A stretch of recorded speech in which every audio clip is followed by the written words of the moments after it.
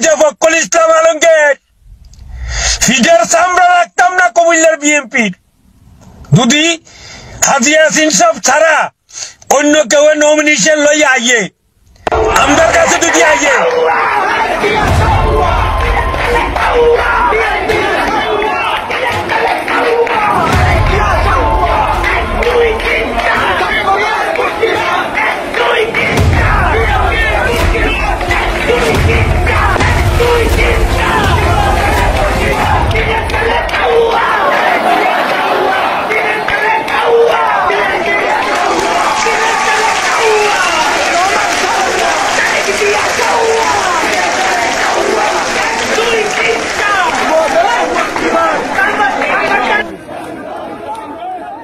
কুমিল্লা যদি হাজী ইয়াসিন সাহেব নমিনেশন না পায় কুমিল্লার মাটি যখন যদি রাখতাম না আমরা প্রয়োজনে দল বিএনপি থেকে ত্যাগ করিয়া প্রয়োজনে আমরা জামাত ইসলাম করবো দরকার প্রয়োজনে বিএনপির জন্য দেশ ছাড়ছি আবার আওয়ামী লীগের জন্য দেশে নামবো যে দলের জন্য কখনো নিজের কথাই চিন্তা করি নাই ফ্যামিলির কথা চিন্তা করি নাই গুমের কথা চিন্তা করি নাই খুনের কথা চিন্তা করি নাই আমি রাজপথে ঝাঁপিয়ে পড়েছি সেই দল কিভাবে আমাকে কোনো নোটিশ না দিয়ে কোনো তদন্ত টিম না করে কিভাবে আমাকে বহিষ্কার করে দিল আসলে আমি হতভম্ব হয়ে পড়ি পাশাপাশি আসলে আমি এমনভাবে ভেঙে পড়ি যেটা আমি আপনাদের সামনে আমি বলতে পারবো না আমি আত্মহত্যার পথ বেছে নেওয়ার মতো আমি কাজ করে ফেলতে চেয়েছিলাম না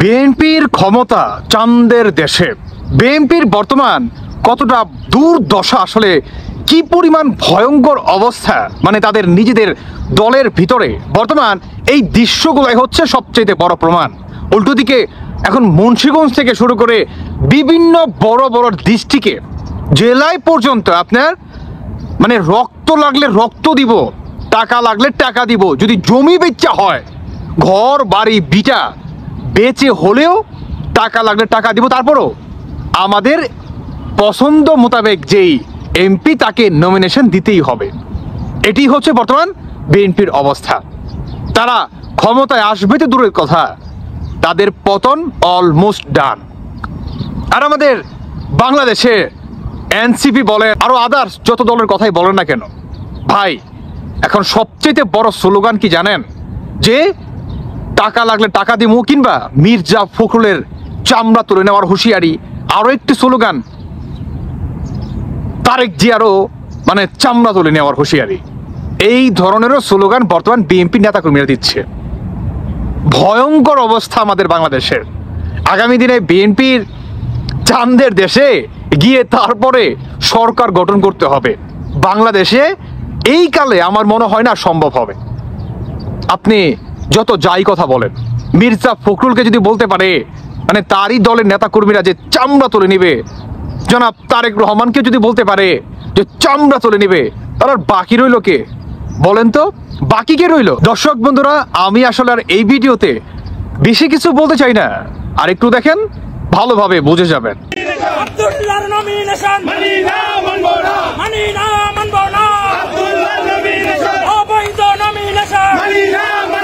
সময় বলে দিবে কি করতে হবে দল অবশ্যই সেটা বিবেচনা করবে আশা রাখি দল তো আগেও বলেছে যারা ত্যাগী যারা রাজপথে আছে তাদেরকে মূল্যায়ন করা হবে আর সময় বলে দিবে তখন কি হবে জনগণ যেটা বলে দিবে সেটাই হবে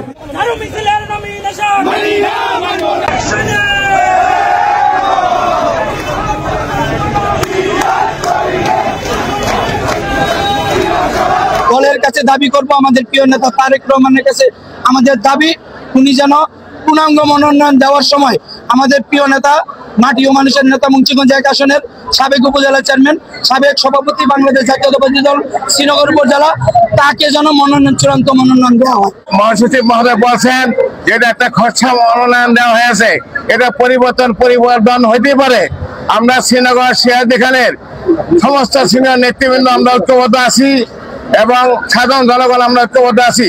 আমি হামলায় জর্জরিত আমাদের নেতাকর্মীরা শত মামলা খেয়েছে, বসবাস করতে পারে নাই।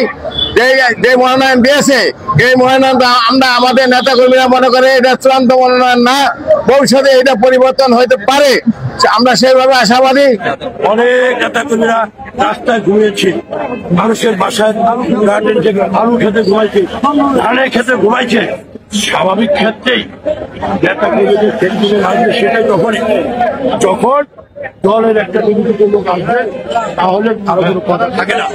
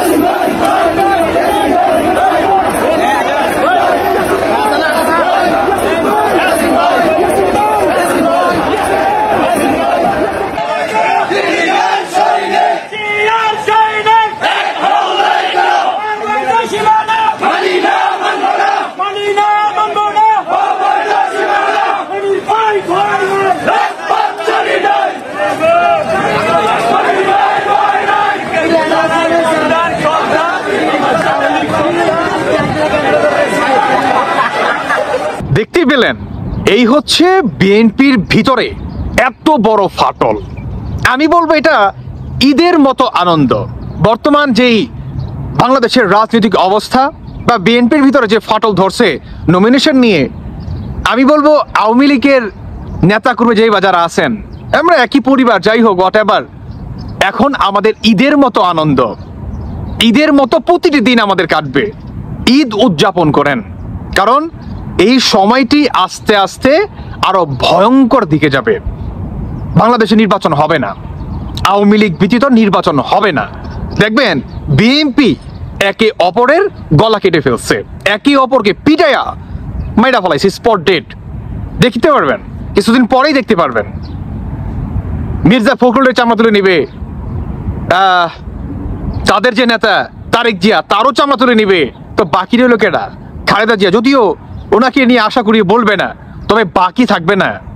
যদি বিএনপির অবস্থা এরকম থাকে বা চলমান, তারা টাকার বিনিময়ে যে নমিনেশন বিক্রি করছে, সবচেয়ে বড় প্রমাণ তাদের দলের নেতাকর্মীদের।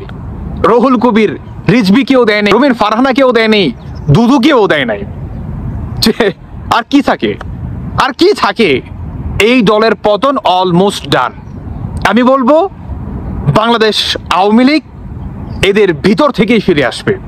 এরা দেশকে আরো অস্থিতিশীল করবে। একটা পর্যায়ে সেনাবাহিনী দেখবেন 111 পুনরায় বাংলাদেশে আবৃত্তি হয়ে যাবে বা ঘটে যাবে, দেখতে পারবেন অচিরে। দর্শক বন্ধুরা, কিছু বলছি না, বাকিটা আপনাদের ব্যক্তিগত মতামত অবশ্যই জানিয়ে যাবেন। ভালো থাকুন সবাই, আল্লাহ হাফেজ, আসসালামু আলাইকুম।